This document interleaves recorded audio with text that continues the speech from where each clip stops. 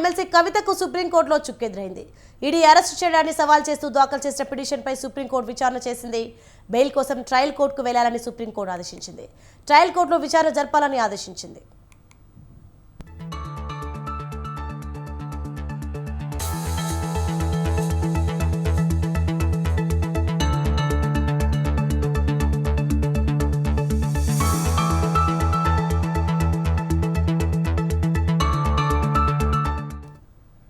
MLC కవితకు సుప్రీంకోర్టులో చుక్కెదురైంది. ED arrest చేయడాన్ని సవాల్ చేస్తూ దాఖలు చేసిన పిటిషన్పై సుప్రీంకోర్టు విచారణ చేసింది. బెయిల్ కోసం ట్రయల్ కోర్టుకు వెళ్లాలని సుప్రీంకోర్టు ఆదేశించింది. ట్రయల్ కోర్టులో విచారణ జరపాలని ఆదేశించింది.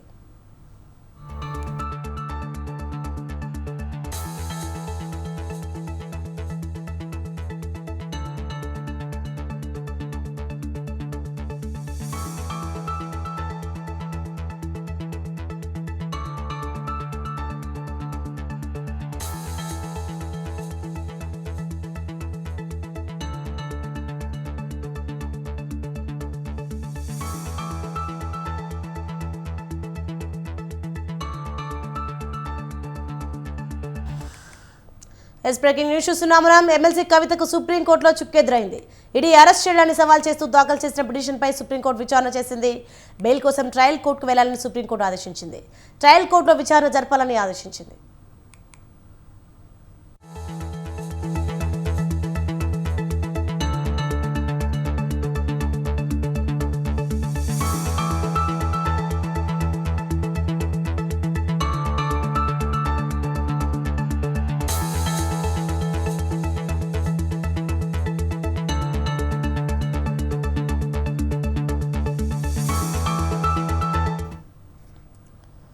బ్రేకింగ్ న్యూస్ చూస్తున్నాం. ఎమ్మెల్సీ కవితకు సుప్రీంకోర్టులో చుక్కెదురైంది.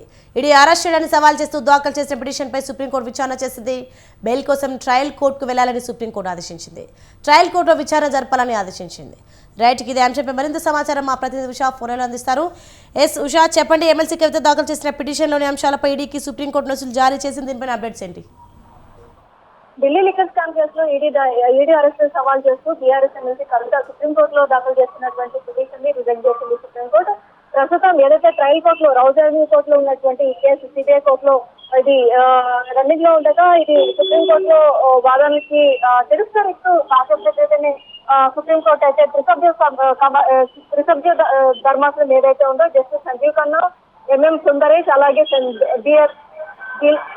త్రివేది ముగ్గురు ధర్మాసనం త్రిసభ్య సమావేశ ధర్మాసనం ఏదైతే ఉందో ఈ పిటిషన్ ని కొట్టివేస్తూ అయితే కాసేపటి క్రితమే ఉత్తర్వులు జారీ చేసింది. తన విషయంలో ఈడీ ఏకపక్షంగా నియంత్రణగా వ్యవహరించిందని ఎమ్మెల్సీ కవిత చేస్తున్నటువంటి ఆరోపణలో ఎలాంటి ఆర్గ్యుమెంట్స్ కి కూడా అనుమతి ఇవ్వలేదు. ఈ రోజు ఏదైతే చాలా మంది టీఆర్ఎస్ శ్రేణుల్లో కావచ్చు, అలాగే కుటుంబ సభ్యులు కావచ్చు, ప్రతి ఒక్కరు కూడా లిక్కర్ స్కామ్ కి సంబంధించి ఇప్పటి వరకు అరెస్ట్ అయినటువంటి ప్రతి ఒక్కరు కూడా ఈ కేసుకి సంబంధించి సర్వత్రా ఉత్కంఠగా ఉన్నారు. సుప్రీంకోర్టులో తనకు ఫేవర్ గా వస్తుందనేసి కవిత తరపు కూడా న్యాయవాదులు అలాగే అందరూ కూడా సిద్ధమైనప్పటికీ సుప్రీంకోర్టు ఈ కేసుని తిరస్కరిస్తూ ఇచ్చినటువంటి ఈ స్టేట్మెంట్ ఏదైతే ఉందో ఇది ఒకంత కవితకు షాకింగ్ గురి చేసినట్టుగానే తెలుస్తుంది. మరోవైపు లిక్కర్ స్కామ్ కి సంబంధించి ఇప్పటికే 6వ రోజు కస్టడీలో ఉన్నటువంటి కవిత ఎలా స్పందిస్తున్నారు, అప్రూవర్ గా మారినటువంటి వ్యక్తి ఇచ్చినటువంటి స్టేట్మెంట్ కి సంబంధించి కూడా పూర్తి ఆధారాలు తన ముందు ఉంచి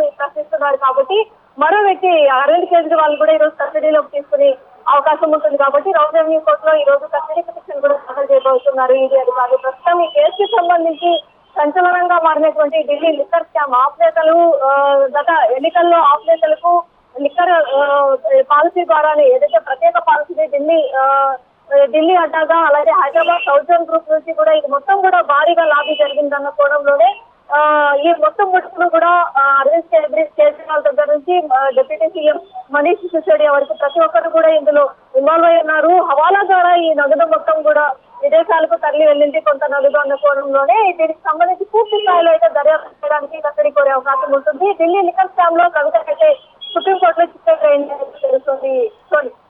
థ్యాంక్స్ ఫర్ ద ఇన్ఫర్మేషన్.